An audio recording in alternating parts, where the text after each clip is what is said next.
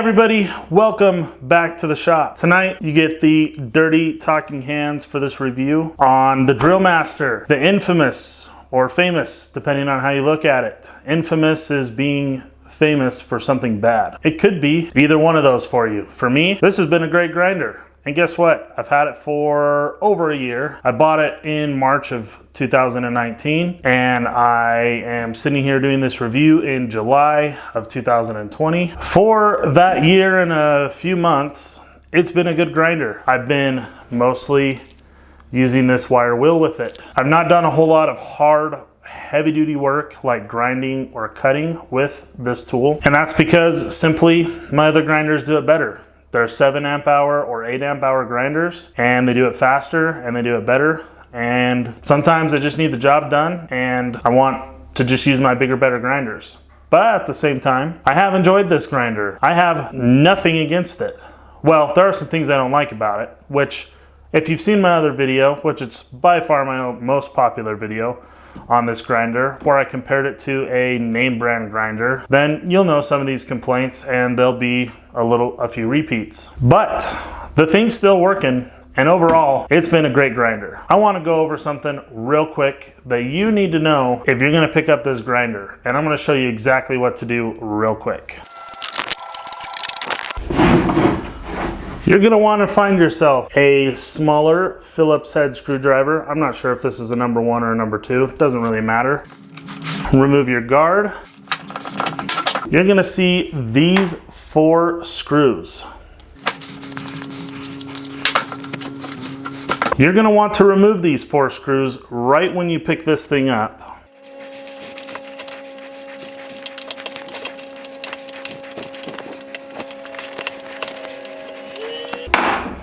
Once you have all 4 of those screws removed, you're going to want to pull this apart. And inside, you'll want to cover it with grease and give it a really generous greasing. The fact that there is no grease on that gear makes me think that I could add a little bit. I'm sure there is somebody out there that's going to ask me, Derek, what kind of grease do you use? I don't know, man. Tell you the truth, I don't know what kind of grease you should use, but I just use some Super Tech all-purpose grease from Walmart, and I've caked it in there many times. Well, I say many times, I've probably done it about 3 times, and I've never had an issue, and I've used it for many hours wire brushing a lot of flux off of some flux core welds. That's typically what I use this for. I guess I'm just going to go out and say that I don't know that it really matters what you use. You might want to use like a better quality grease than what I use, but to me it's a $10 grinder, and I was willing to just put some general purpose grease in there. So that's just what I'm going to keep using, and I've not had a problem yet. So it only goes back on one way. You'll have to turn it and kind of figure it out, but it's pretty easy. Don't worry about losing any parts. That's what I always fear when pulling things apart, especially into things with lots of gears and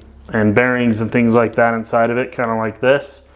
There's nothing to be afraid of here. It's literally 4 screws, throw some grease in, put the 4 screws back in. I should add, and I should have done this earlier, but I didn't, that before you go pick up this angle grinder, you need to go watch the tool teardowns video of this angle grinder. I don't remember off the top of my head, but there are 2 item numbers. I don't remember which one it is off the top of my head, but of those 2 item numbers, one is built considerably better than the other, and they both cost $10. Don't leave my video though. Go watch his video after you watch my video. So anyway, make sure you pick up the right one, then do your greasing when you get home, regardless of which one you pick up, and then you should be good to go. The handle that comes for this grinder, throw it away. It's pretty much garbage. I plan and make my own handle for this. It gets your hand right up there close with any 4.5 inch grinding disc or cutoff wheel, or even this. I've even caught my welding gloves that I always wear with this wire brush. Steal one from a broken grinder, find one at a yard sale, look in the junk drawers at work, what the heck ever you have to do, find yourself a different handle. Now the blade stop button to help you change your grinding wheel or your cutoff disc, I believe it's plastic all the way through onto the inside where it stops the gear. I could be wrong. I don't remember exactly off the top of my head, but this thing works fine. I've had no issues with it. The spring still has quite a bit of resistance, and it still feels like it's in good shape. The switch has a lock, which is really nice.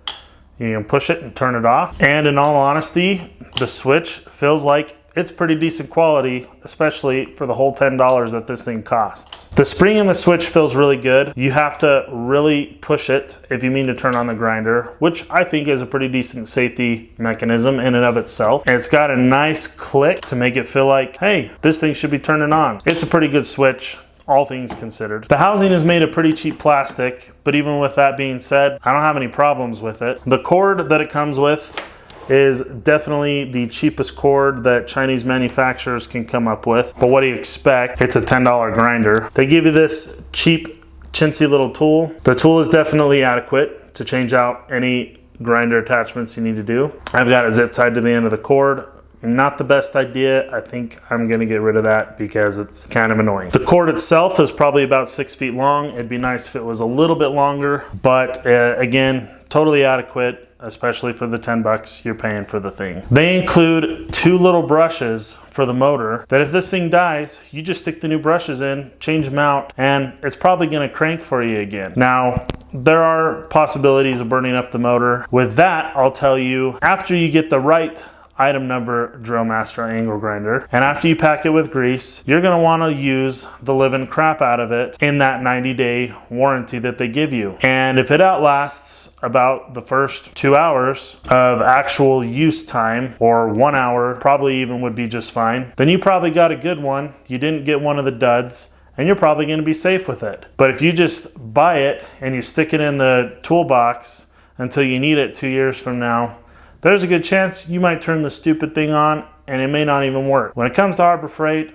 always open everything up, inspect it, and use it right off the bat. And then you probably don't even need the extended warranty. Speaking of the extended warranty, I'm pretty sure it costs more than the whole grinder did all on its own. If I'm not mistaken, I'm pretty sure that they wanted to charge me like $16 for 2 years on this thing.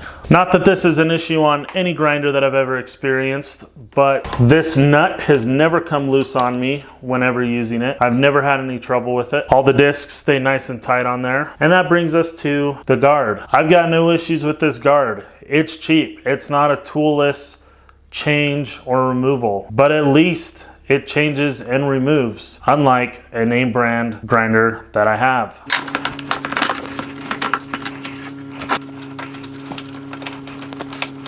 So now we come to whether or not I recommend it. Well, as you probably gathered, obviously, I do recommend it. I think it's a pretty dang good angle grinder, and I like it, especially for 10 bucks. I don't even know how they build this thing for 10 bucks. I don't necessarily recommend it being your primary angle grinder. Harbor Freight has the Bauer and the Hercules lines of their higher end tools at really affordable prices, and I've had really good luck with them. I've got pretty much no complaints about them. I've really been enjoying them.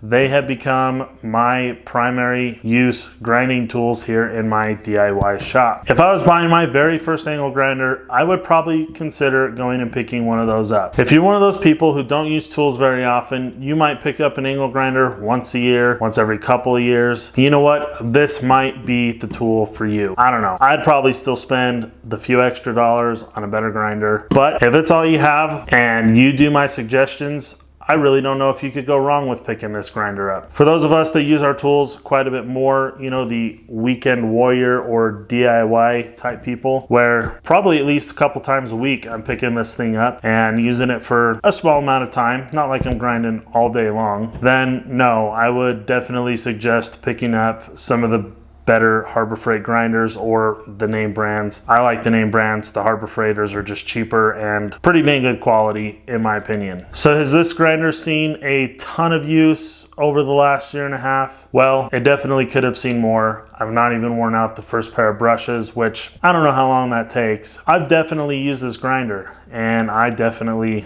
like it. Pretty much all of Harbor Freight's Drill Master stuff is junk, but this is a total gem. I'm not saying this is the greatest tool around. I'm not gonna buy another one. I don't plan to buy another one. There's only room for one $10 angle grinder in my shop, and this has the spot. Well, that pretty much concludes this video, guys. I really appreciate you watching. I really hope that you'll go down and click like and also consider subscribing. I hope you're still considering it. If you haven't done it yet, please keep considering it. Go click it. Thanks, man. I appreciate it. We'll see you next time.